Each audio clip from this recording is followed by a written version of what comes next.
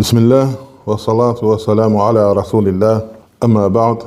Ən birinci, Allah Taala'ya çoxlu şükürlər olsun. Bizə verdiyi bütün nemətlərinə görə və ən böyük nemət İslamdır, həqiqi əqidədir, doğru yolda olmaqdır və əmin-amanlıqda olmaq da böyük nemətlərdən birisidir. Və sonra, sevimli qardaşlar, artıq Ramazana 4 gün qalıb, Ramazan ayı yaxınlaşıb və dünya həyatı da insanı sıxır, qəlbi sıxılır, narahat olur və onun bəzi səbəbləri var ki, insanın qəlbini sıxır və onu çoxsu başa düşmür.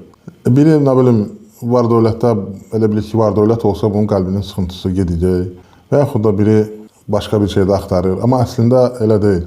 Qəlblərin sıxılması odur ki, insan övladı o insan kimi yaradılıb və o müəyyən bir missiyası var və başqa yaradılanlardan seçilir və insan ondan özü uzaqlaşanda artıq onda sıxıntı başlayır və o sıxıntılar ona təsir edir. Və məsələn, görürsən ki, bəzi deyir ki, bütün sıxıntıların hamısının üzərində məsələn var dövlət dayanır. Yəni pul, para, belə şey olsa heç bir sıxıntı olmaz. Yox, elə deyil. Çünki elə yerlər var ki, hər bir şey var. İş də var, pul da var, yaşayış da var və dünyada məsələn ən yaxşı yaşayan yerlərdən birisidir. Amma baxmayaraq intihar sayı çoxalır və sıxıntıdan bilmir nələr etsin və yollar axtarır rahatlıq üçün. O ona elə gəlir. Əslində onun qəlbi sıxıntı içindədir. Və hətta gedir insan özünü dəyişdirir, nə bilim, qulağın, burnun kəstirir, nə bilim, heyvana oxşatır, bir şeytana oxşatır özünü. Güyamış buna rahatlıq tapır. Əslində bu hələ deyil. Yəni onun qəlbinin sıxıntısıdır və o sıxıntı onu belə işlər görməyə vadar edir. Və onlardan birincisi günahlardır.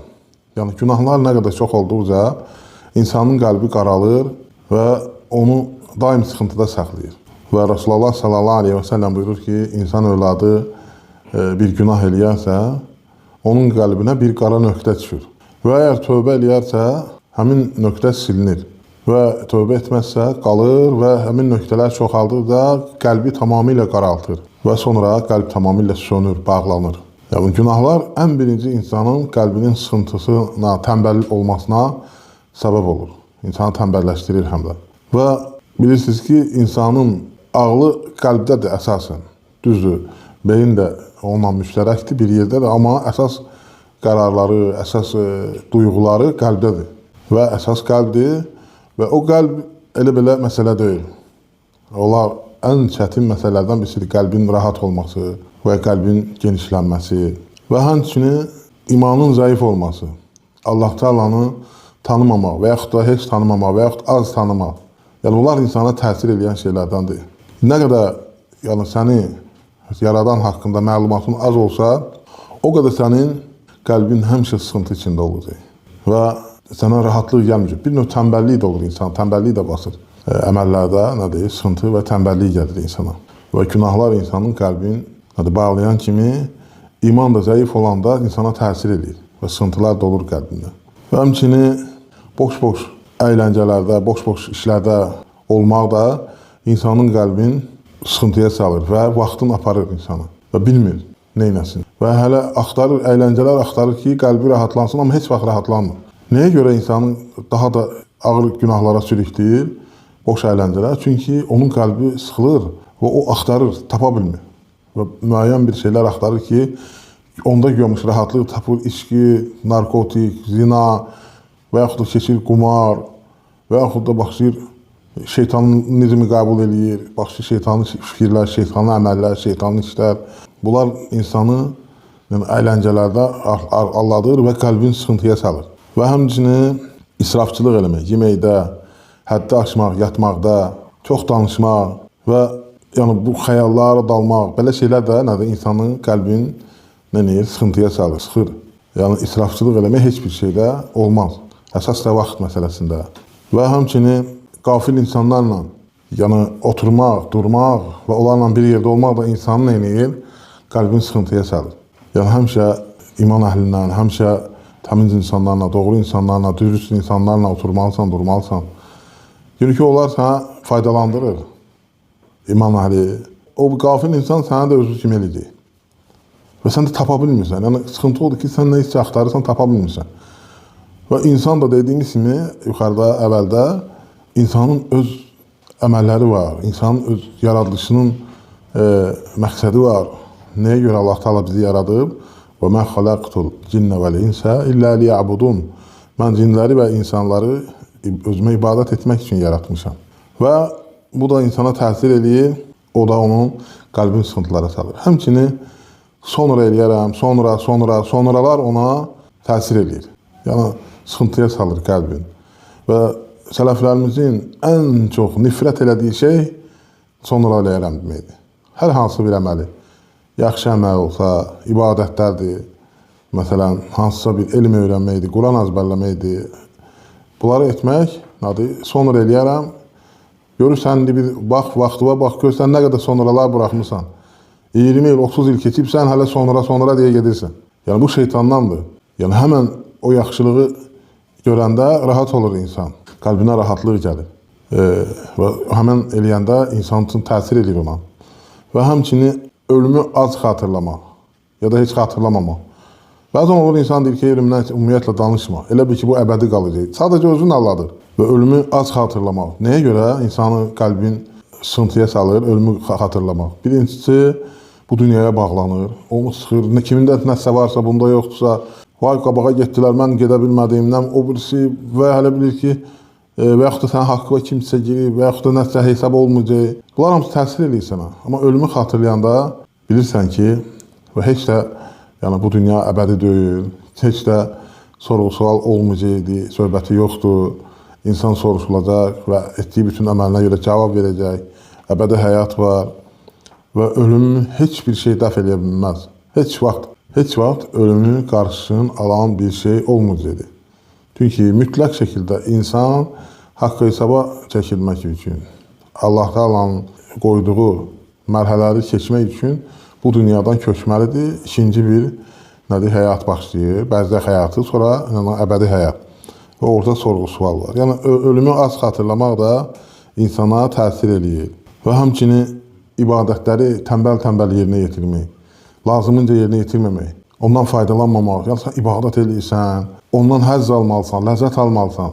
Yəni, sən kimin qarşısında durduğu fikirləşməlisən.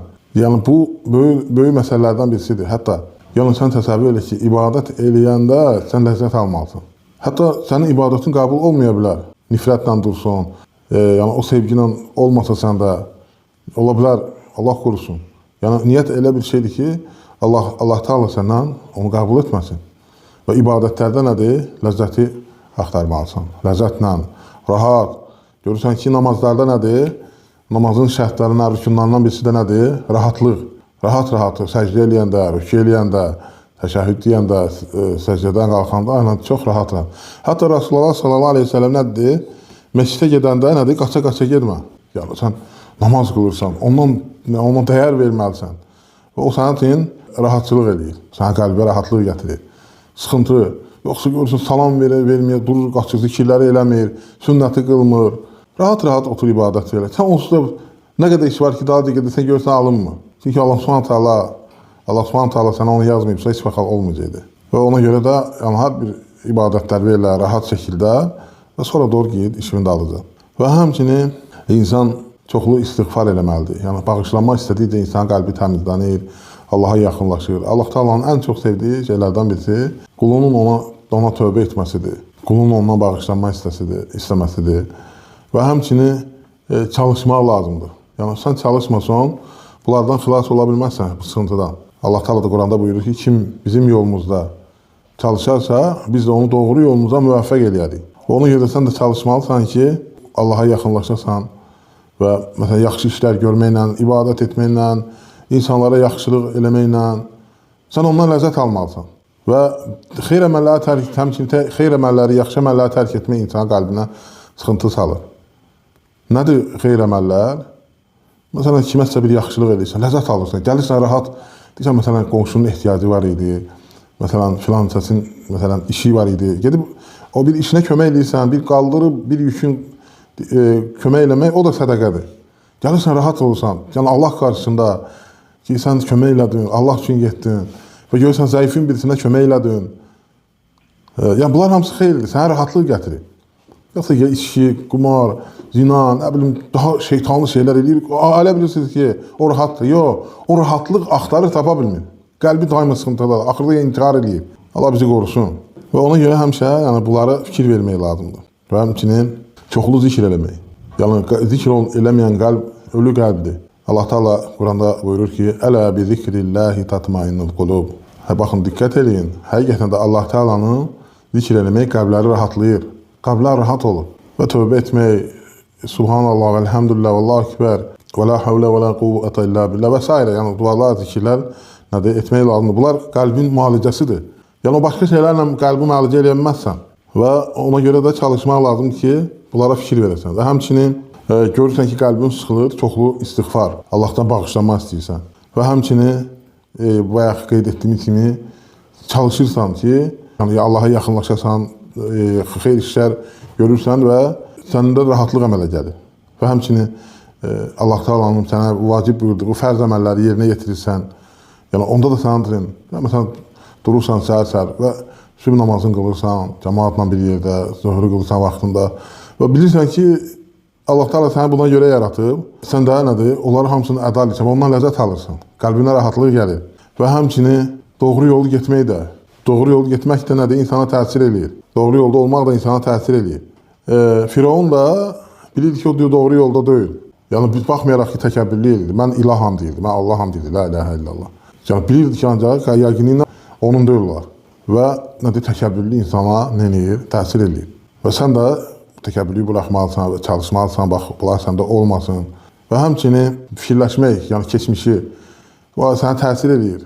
Filan şey, peşə, onlar sənə sıxıntı gətirir. Keçmişi fikirləşmək heç nəyə həll eləmir. Və irəli getməlisən. Və nəsə olubsa da, keçib gedibsə də, deməlisən, qaddarallahu və mən şəfələ. Bu duanı eləməlisən, bunu deməlisən. Yəni, Allahın qədəridir.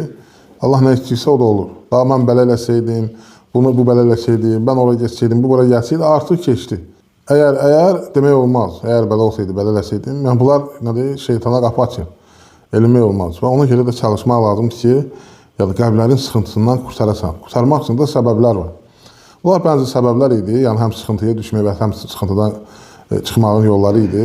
Yəni, həqiqətən də insan xəsarət içindədir. Və ləxsır, innəl insana ləfi xusr. Həqiqətən deyil, insan xəsarət içindədir. Bu xəsarət də nətər, kimlər xilas olur? İlləl-ləzinə əmənu və amilus salihati və təvəsəv bil-haqqi və təvəsəv bil-sabr.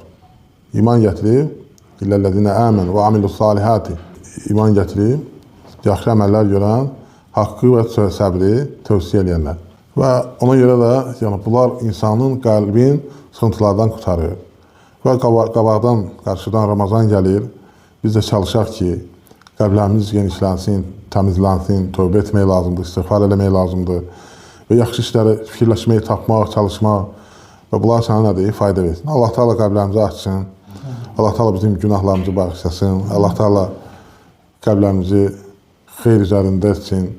Xeyri qəbul edən qəlblərdən etsin. Vallah bizim ölkəmizi qorusun, düşmənlərdən, fitnədən, fitnə əhlindən, şərdən. Allah bizə xeyir qapıları açsın, bərəkət qapıları açsın. Allah tövbələrimizi qəbul etsin. Allah Teala bizim bilə-bilə etdiyimiz, bilməyib etdiyimiz günahlarımızı bağışlasın. Allah Teala qohum əqrəbəmizə, xalqımıza, cəmaatımıza hidayət versin, doğru yolu yönətsin. Allah Teala bizi bəlalardan qorusun. Allah Teala əsgərlərimizi qorusun. Allah Teala hərbiçilərimizi qorusun. Allah Teala ölkəmizin əmin-amanlığı qoruyanları qorusun. Allah Teala qohum əqrəbəmizə, xalqımıza, cəmaatımıza hidayət versin, doğru yolu yönətsin. Allah Teala bizə hidayət versin, doğru yolu yönətsin, sağ-salamat Ramazana çatdırsın. Allah ölkə başçımızı qorusun, o xeyir üzərində etsin, bizim üçün xeyirli etsin, haqqın carisi etsin. Allah Teala onun bütün xeyir işlərində güc-qüvvət versin, izzətləndirsin. Allah düşmənlərimizi məhv eləsin. Allah Teala ruzimizi bol, bərəkətli, halal, rahat etsin. Allah bağışlasın. Subhanaka Allahumma və bihamdik. Nəşhədən la ilahə illə əntə nəstəğfir.